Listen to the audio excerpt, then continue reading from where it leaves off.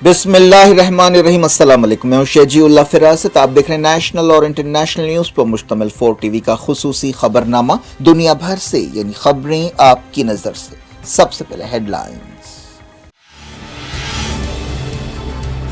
Ukraine کی صورتحال اور بگڑی، سرکاری فوج اور رشیا کے حامی باغیوں نے ایک دوسرے پر لگائے شلباری کے الزام۔ ایکسپرٹس نے کہا ماسکو کو حملے کا بہانہ مل سکتا ہے۔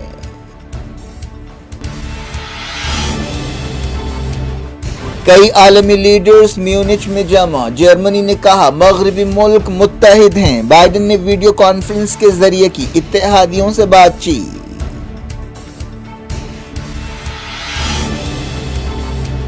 انڈیا یوکرین پر پالیسی صاف کرے، مغربی ملکوں کا دباؤ۔ ایئر انڈیا شہریوں کو واپس لانے کے لیے 3 فلائٹ چلائے گی۔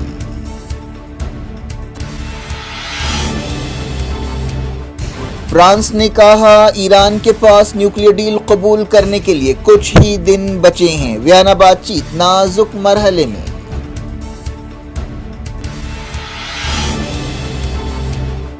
اسرائیلی فوج نے حزب اللہ کے ڈرون کو مار گرانے کا کیا دعویٰ، ملک میں سائرن کی آوازیں۔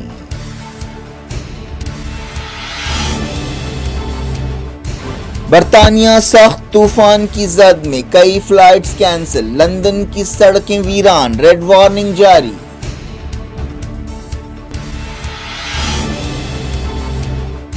حجاب اسلام کا لازمی حصہ نہیں ہے، کرناٹک ہائی کورٹ میں حکومت کا دعویٰ، کہا سرکاری حکم سے دستور کی خلاف ورزی نہیں ہوئی، سنوائی پیر تک ملتوی۔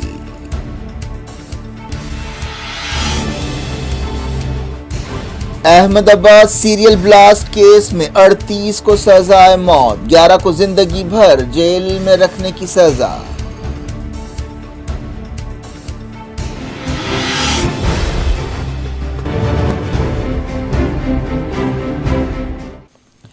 ہیڈ لائنز آپ نے دیکھی، اب خبروں کی تفصیل کی طرف آپ کو لیے چلتے ہیں۔ کرناٹک حکومت نے ہائی کورٹ میں دعویٰ کیا ہے کہ حجاب پہننا اسلام کا لازمی طریقہ نہیں ہے اور حجاب کو روکنے سے مذہبی آزادی کی دستوری ضمانت کی خلاف ورزی نہیں ہوگی۔ کرناٹک ہائی کورٹ میں حجاب مسئلے پر سنوائی جاری ہے۔ مسلم لڑکیوں نے تعلیمی اداروں میں حجاب پر پابندی کو عدالت میں چیلنج کیا ہے۔ ایڈوکیٹ جنرل کرناٹک پربھو لنگ نوالے نے چیف جسٹس ریتو راجاوستھی، جسٹس جے ایم قاضی اور جسٹس کرشنا ڈکشت کی بینچ کو بتایا کہ ہم نے یہ سٹیٹس اختیار کیا ہے کہ حجاب پہننا اسلام کا لازمی حصہ نہیں ہے۔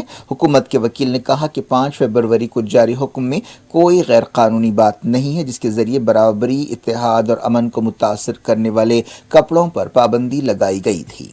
تعلیمی اداروں میں حجاب پر پابندی کے مسئلے پر احتجاج اور جوابی احتجاج کے درمیان یہ حکم جاری کیا گیا تھا۔ کرناٹک ہائی کورٹ نے اس مسئلے پر سنوائی پیر تک ملتوی کر دی ہے۔ پیر کو ایڈوکیٹ جنرل اپنی دلیلیں جاری رکھیں گے۔ اس کیس پر سنوائی پچھلے کچھ دنوں سے ہو رہی ہے۔ مسلم لڑکیوں کے وکیلوں نے کہا ہے کہ حجاب پر پابندی لگاتے ہوئے مسلم لڑکیوں کے دستوری حق کی خلاف ورزی کی گئی ہے۔ ایڈوکیٹ جنرل نے کہا کہ سرکاری حکم میں حجاب کا کوئی مسئلہ ہی نہیں ہے، یہ حکم ایک الگ طرح کا ہے، اس سے درخواست گزار کے حقوق متاثر نہیں ہوتے۔ انہوں نے کہا کہ کالجز فیصلہ کر سکتے ہیں کہ کیا وہ کلاس روم میں حجاب کی اجازت دیتے ہیں یا نہیں۔ انہوں نے کہا کہ حکومت کا یہ نقطہ نظر ہے کہ ہم مذہبی معاملات میں دخل نہیں دیتے۔ ہم یہ کہہ سکتے تھے کہ حجاب سیکولرزم کے خلاف ہے، لیکن ہم نے ایسا نہیں کیا۔ ایڈوکیٹ جنرل نے یہ بات مانی کہ سرکاری حکم میں بہتر الفاظ استعمال کیے جا سکتے تھے۔ انہوں نے کہا کہ جس نے بھی یہ حکم لکھا ہے وہ زیادہ پرجوش ہو گیا، جس کی وجہ سے اتحاد اور برابری جیسے الفاظ استعمال کیے گئے۔ ایڈوکیٹ جنرل نے بعض مسلم لڑکیوں کے اس الزام کو رد کر دیا کہ اس حکم سے دستور کے آرٹیکل 25 کی خلاف ورزی ہوتی ہے۔ آرٹیکل 25 انڈیا کے تمام شہریوں کو کسی بھی مذہب پر چلنے اور عمل کرنے کی آزادی دیتا ہے۔ ایڈوکیٹ جنرل نے یہ بھی کہا کہ سرکاری حکم سے آرٹیکل 19 کی خلاف ورزی بھی نہیں ہوئی جو تمام شہریوں کو اظہار خیال کی آزادی کا حق دیتا ہے۔ حجاب تنازع کی وجہ سے ریاستی حکومت نے کئی شہروں اور ضلعوں میں 144 سیکشن لگا دیا ہے، جن میں بنگلور، کوپل، دیونگری، رامنگرا شامل ہے۔ اس دوران کرناٹک کے اسکولز اور کالجز سے مسلم لڑکیوں کے بائیکاٹ کا سلسلہ جاری ہے۔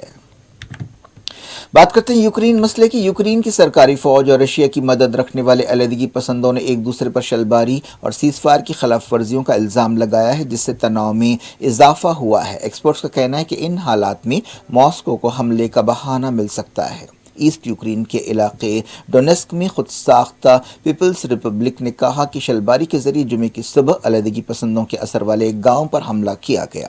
رشیا کی انٹرفیکس نیوز ایجنسی نے یہ بات بتائی۔ دوسری طرف ایسٹ یوکرین کے لوہانسک میں خود ساختہ پیپلز ریپبلک نے دعویٰ کیا کہ مارٹار فائرنگ کے کئی واقعات پیش آئے۔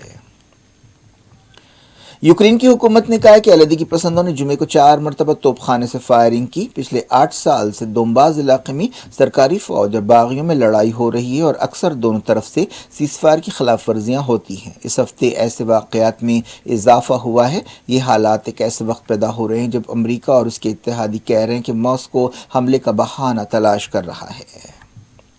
جنگ بندی کی خلاف ورزیوں کے مسئلے پر رشیا اور یوکرین کے درمیان الزامات اور جوابی الزامات کا سلسلہ شروع ہو گیا۔ ایک رپورٹ میں کہا گیا کہ صدر ولادیمیر پوٹین رشیا کی نئی فوجی مشقوں کی نگرانی کریں گے۔ یہ مشقیں ہفتے سے شروع ہوں گی۔ ان مشقوں کے دوران بیلسٹک اور کروز میزائلز چھوڑے جائیں گے۔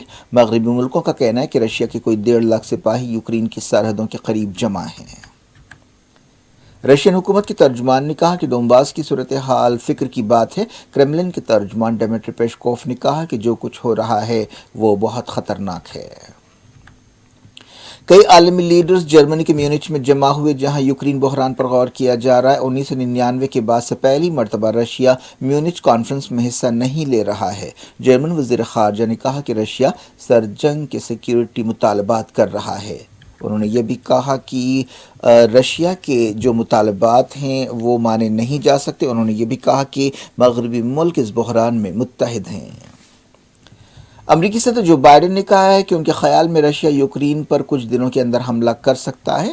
بائیڈن نے اس دوران اپنے اتحادیوں کے ساتھ ویڈیو کانفرنس کے ذریعے بات چیت کی اور یوکرین کی صورتحال کا جائزہ لیا۔ امریکہ کے secretary of state Antony Blinken نے وارننگ دی ہے کہ رشیا نے سپاہیوں کو واپس نہیں بلایا ہے، حالانکہ ماسکو ایسے دعوے کر رہا ہے کہ فوجیوں کو پیچھے ہٹایا گیا ہے۔ امریکہ کے وزیر دفاع لائیڈ آسٹن نے پولینڈ کو 250 فوجی ٹینکس بھیجنے کا اعلان کیا ہے۔ امریکہ اپنے یورپی اتحادیوں کو فوجی اعتبار سے مضبوط بنانے کے لیے قدم اٹھا رہا ہے۔ لائیڈ آسٹن نے پولینڈ کے دارالحکومت وارسا میں ایک نیوز کانفرنس سے خطاب کرتے ہوئے کہا کہ ملک کو ابرامس ٹینکس کی نئی شکل دی جائے گی۔ امریکہ کی نائب صدر کملا ہیرس نے میونچ چوٹی کانفرنس کے موقع پر نیٹو سیکریٹری جنرل جینس اسٹالٹنبرگ سے ملاقات کی۔ کملا ہیرس دوسرے عالمی لیڈر سے بھی ملاقاتیں کر رہی ہیں۔ رشیا یوکرین تناؤ کے بیچ امریکہ کے secretary of state Antony Blinken نے اسٹونیا کے وزیر خارجہ سے ملاقات کی اور ماسکو سے کہا کہ وہ اپنے سپاہیوں کو فوری واپس بلائے اور بات چیت شروع کرے۔ انڈیا پر دباؤ بڑھتا جا رہا ہے کہ وہ یوکرین کے مسئلے پر اپنا نقطہ نظر صاف کرے اور اپنی پالیسی بیان کرے۔ رشیا نے کہا ہے کہ وہ یوکرین معاملے پر انڈیا کے نقطہ نظر کا احترام کرتا ہے۔ ایئر انڈیا نے کہا کہ یوکرین سے انڈین شہریوں کو واپس لانے کے لیے 22، 24 اور 26 فروری کو 3 فلائٹ چلائی جائیں گی۔ اس کے لیے بکنگ شروع ہو گئی ہے۔ جاری رکھتے ہیں انٹرنیشنل نیوز کے سلسلے کو شروعات کرتے ہیں مڈل ایسٹ سے۔ فرانس نے کہا کہ ایران کے پاس نیوکلیئر ڈیل کو قبول کرنے کے لیے کچھ ہی دن باقی رہ گئے ہیں۔ فرانس کے وزیر خارجہ نے سینٹ میں خطاب کرتے ہوئے کہا کہ یہ سوال کچھ ہفتوں کا نہیں بلکہ کچھ دنوں کا ہے۔ انہوں نے کہا کہ اگر سمجھوتہ نہیں ہوا تو ایک بڑا بحران پیدا ہوگا۔ یہ بات ایک ایسے وقت کہی گئی ہے جب ایک دن پہلے ایران کے سپریم لیڈر سید علی خامنائی نے کہا تھا کہ وہ نیوکلیئر ٹیکنالوجی کے پرامن استعمال کا حق رکھتے ہیں اور اپنے نیوکلیئر پروگرام کو آگے بڑھائیں گے۔ خامنائی نے ٹیلی ویژن پر ایک تقریر کرتے ہوئے کہا کہ اگر ہم نیوکلیئر ٹیکنالوجی کے پرامن استعمال کے حق کو استعمال نہیں کریں گے تو اس سے ہماری آزادی کو نقصان پہنچے گا۔ یہ بات ایک ایسے وقت کہی گئی ہے جب ویانا بات چیت نازک مرحلے میں پہنچ گئی ہے۔ اس دوران امریکہ کے اسٹیٹ ڈپارٹمنٹ کے ترجمان نیڈ پرائس نے کہا ہے کہ امریکہ ایران کے ساتھ اپنی انڈائریکٹ بات چیت کے آخری مرحلے میں ہے۔ سعودی عرب نے یمن کے دارالحکومت صنعا اور دوسرے مقامات پر حملے کیے ہیں۔ صنعا پر ایک تازہ حملے میں کم سے کم ایک سویلین ہلاک ہوا ہے۔ المسیرہ ٹیلی ویژن چینل نے یہ بات بتائی۔ اسرائیلی فوج نے دعویٰ کیا ہے کہ اس نے حزب اللہ کی طرف سے چھوڑے گئے ایک ڈرون کو مار گرایا ہے اور اس کے لیے انٹرسپٹر میزائلز استعمال کیے ہیں۔ اس کے علاوہ اس ڈرون حملے کے بعد جنگی ہوائی جہازوں کو بھی حرکت میں لا دیا گیا۔ لبنان اور حزب اللہ نے اس خبر پر کوئی تبصرہ نہیں کیا ہے۔ کچھ دن پہلے بھی اسرائیل نے کہا تھا کہ اس نے حزب اللہ کے ایک ڈرون کو مار گرایا ہے۔ اسرائیلی فوج نے بتایا کہ حزب اللہ کے ڈرونز کے حملوں کی وجہ سے سائرنز بجائے گئے اور آئرن ڈوم سسٹم کو حرکت میں لایا گیا۔ اسرائیل اور حزب اللہ کے درمیان 2006 میں ایک مہینے تک جنگ لڑی گئی تھی۔ اسرائیل حزب اللہ کو اپنے لیے ایک بڑا خطرہ سمجھتا ہے، جس کے پاس ایک اندازے کے مطابق 1.5 لاکھ سے زیادہ راکٹس اور میزائلز ہیں۔ وہ اسرائیل میں کہیں بھی حملے کرنے کی صلاحیت رکھتا ہے۔ ایک دن پہلے حزب اللہ لیڈر حسن نصر اللہ نے کہا تھا کہ حزب اللہ خود سے میزائلز اور ڈرونز بنانے کی صلاحیت رکھتی ہے۔ اسرائیل نے اس سے پہلے بھی ایسا ڈر ظاہر کیا تھا کہ حزب اللہ گائیڈڈ میزائلز اور ڈرونز بنانے کی صلاحیت حاصل کر چکی ہے۔ اسرائیلی فوج نے شیخ جراح کے علاقے کو گھیر لیا ہے۔ وفا نیوز ایجنسی نے بتایا کہ اسرائیلی سپاہیوں نے کئی فلسطینیوں پر حملہ بول دیا۔ پچھلے کئی مہینوں سے شیخ جراح میں 13 فلسطینی خاندانوں کے بارے میں تنازعہ چل رہا ہے۔ اسرائیلی عہدیدار انہیں ان کے گھروں سے نکالنا چاہتے ہیں۔ کینیڈا کی پولیس نے دارالحکومت اوٹاوا میں کئی احتجاجیوں کو گرفتار کر لیا ہے۔ ٹرکرز اور ان کے حامیوں کا احتجاج جاری ہے۔ یہ لوگ کووڈ پابندیوں، خاص طور پر ویکسینیشن کے خلاف احتجاج کر رہے ہیں۔ پولیس چیف نے احتجاجیوں کو وارننگ دی ہے کہ انہیں رستے سے ہٹانے کے لیے کارروائی کی جائے گی۔ وزیر اعظم جسٹن ٹراڈو نے خبردار کیا کہ ان کی ہڑتال سے عوام کی حفاظت اور سلامتی اور ملک کی معیشت متاثر ہو رہی ہے۔ کینیڈا کی ایک عدالت نے بھی احتجاجیوں کو سڑکیں خالی کرنے کا حکم دیا ہے، لیکن اس کے باوجود کئی ٹرکرز اب بھی سڑکوں پر جمع ہیں۔ برطانیہ میں ایک طوفان یونیس سر پر منڈلا رہا ہے، جس کی وجہ سے کئی فلائٹس کینسل کر دی گئی ہیں۔ لندن میں چوکسی اختیار کی گئی ہے۔ اس طوفان سے لاکھوں لوگ متاثر ہو سکتے ہیں۔ صورتحال سے نمٹنے کے لیے فوج کو الرٹ کر دیا گیا ہے۔ آئرلینڈ میں 55,000 گھروں اور بزنسز کو طوفان کے اثر میں بجلی سے محروم ہونا پڑا۔ ساؤتھ ویسٹ انگلینڈ کے کارنوال میں سینکڑوں گھر متاثر ہوئے۔ طوفان کے اثر میں 145 کلومیٹر فی گھنٹے کی رفتار سے ہوائیں چل رہی ہیں۔ لندن میں رہنے والے ایک حیدرآبادی شیخ حیدر احتشام نے دنیا بھر سے کے لیے طوفان کے منظر روانہ کیے ہیں۔ انہوں نے بتایا کہ لندن کی سڑکیں سنسان ہو گئی ہیں۔ دارالحکومت میں ریڈ وارننگ جاری کی گئی ہے۔ اس کا یہ مطلب ہے کہ جانوں کو خطرہ ہو سکتا ہے۔ ساؤتھ انگلینڈ اور ساؤتھ ویلز میں سکولز بند کر دیے گئے ہیں۔ پبلک ٹرانسپورٹ ٹھپ ہو گیا ہے۔ ساحل پر بڑی بڑی موجیں اٹھ رہی ہیں۔ فرانس میں بھی طوفان کا اثر دیکھا جا رہا ہے۔ برطانیہ کے وزیر اعظم بورس جانسن نے ٹویٹ کیا کہ ہمیں عہدیداروں کے مشوروں پر عمل کرنا چاہیے اور احتیاطی قدم اٹھانے چاہیے۔ احمد آباد کے سلسلہ وار بم دھماکوں کے کیس میں 38 ملزمین کو موت کی سزا سنائی گئی اور 11 کو زندگی بھر جیل میں رکھنے کی سزا دی گئی۔ 2008 کے احمد آباد سیریل بلاسٹ میں 56 لوگ ہلاک ہوئے تھے اور 200 سے زیادہ زخمی ہوئے تھے۔ عدالت نے 8 فروری کو 49 لوگوں کو مجرم قرار دیا تھا اور 26 کو بری کر دیا تھا۔ یہ دھماکے 26 جولائی 2008 کو ہوئے تھے۔ شہر میں سلسلہ وار دھماکوں کے بعد دہشت مچ گئی تھی۔ یہ دھماکے 70 منٹ کے اندر ہوئے تھے۔ 14 فروری کو سرکاری وکیل نے سزا کے بارے میں اپنی دلیلیں مکمل کی تھیں۔ گجرات پولیس کا کہنا تھا کہ انڈین مجاہدین تنظیم میں شامل لوگوں نے یہ دھماکے کیے۔ اس تنظیم کے تار پولیس کے مطابق Students Islamic Movement of India SIMI سے ملتے ہیں۔ پولیس نے دعویٰ کیا تھا کہ 2002 کے گجرات فسادات کا بدلہ لینے کے لیے یہ دھماکے کیے گئے تھے۔ ان دھماکوں کے بعد انڈین مجاہدین نے میڈیا کو ای میلز روانہ کرتے ہوئے ذمہ داری قبول کی تھی۔ سنگاپور کے وزیر اعظم نے نہرو اور انڈیا کے بارے میں ایک بیان دیا ہے جس سے مودی حکومت کافی ناراض ہے۔ اس مسئلے پر سنگاپور کے ہائی کمشنر کو وزارت خارجہ میں بلاتے ہوئے احتجاج کیا گیا۔ سنگاپور کے وزیر اعظم نے پارلیمنٹ میں جمہوریت کی کارکردگی کے بارے میں ایک تقریر کرتے ہوئے کہا تھا کہ انڈیا میں جمہوریت زوال سے دوچار ہوئی ہے۔ انہوں نے کہا تھا کہ نہرو کا انڈیا اب مجرموں کا انڈیا بن گیا ہے۔ انہوں نے ایک رپورٹ کے حوالے سے کہا تھا کہ انڈیا میں آدھے ارکان پارلیمنٹ کے خلاف کرمنل کیسز ہیں جن جن میں ریپ اینڈ مرڈر کیسز بھی شامل ہے۔ سنگاپور کے وزیر اعظم نے کہا تھا کہ زیادہ تر ملکوں نے اعلیٰ قدروں اور نظریات کی بنیاد پر اپنے ملکوں کو قائم کیا تھا، لیکن ان میں سے بہت سے ملک ان قدروں کو برقرار نہیں رکھ سکے اور آہستہ آہستہ انداز سیاست بدل گیا، حالات بدل گئے۔ جن لوگوں نے ملک کے لیے آزادی لڑی تھی یا آزادی کی لڑائی لڑی تھی اور آزادی کو حاصل کیا تھا، وہ غیر معمولی تہذیب، حوصلہ اور صلاحیتوں کے لوگ تھے۔ ان میں جواہر لال نہرو اور ڈیوڈ بن گورین جیسے لوگ شامل تھے۔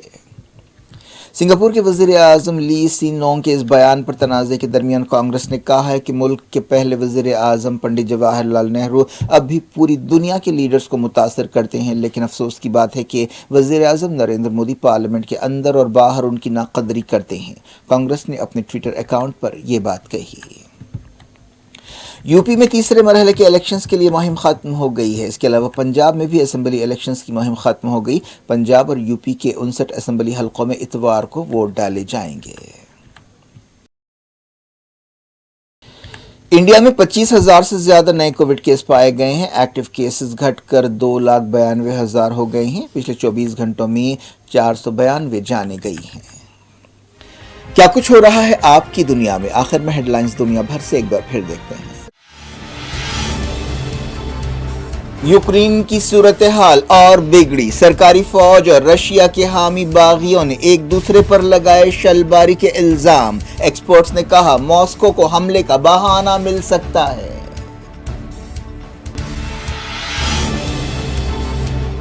کئی عالمی لیڈرز میونچ میں جمع۔ جرمنی نے کہا مغربی ملک متحد ہیں۔ بائیڈن نے ویڈیو کانفرنس کے ذریعے کی اتحادیوں سے بات چیت۔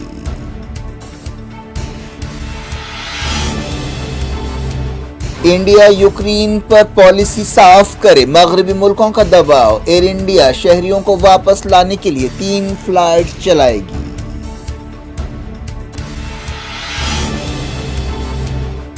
فرانس نے کہا ایران کے پاس نیوکلیئر ڈیل قبول کرنے کے لیے کچھ ہی دن بچے ہیں۔ ویانا بات چیت نازک مرحلے میں۔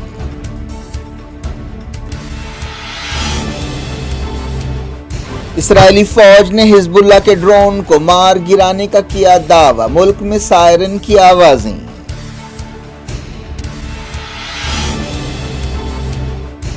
برطانیہ سخت طوفان کی زد میں، کئی فلائٹس کینسل۔ لندن کی سڑکیں ویران، ریڈ وارننگ جاری۔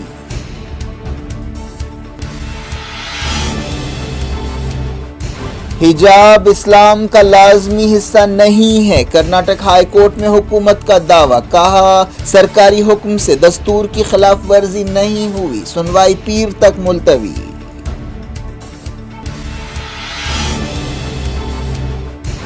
احمد آباد سیریل بلاسٹ کیس میں 38 کو سزائے موت، 11 کو زندگی بھر جیل میں رکھنے کی سزا۔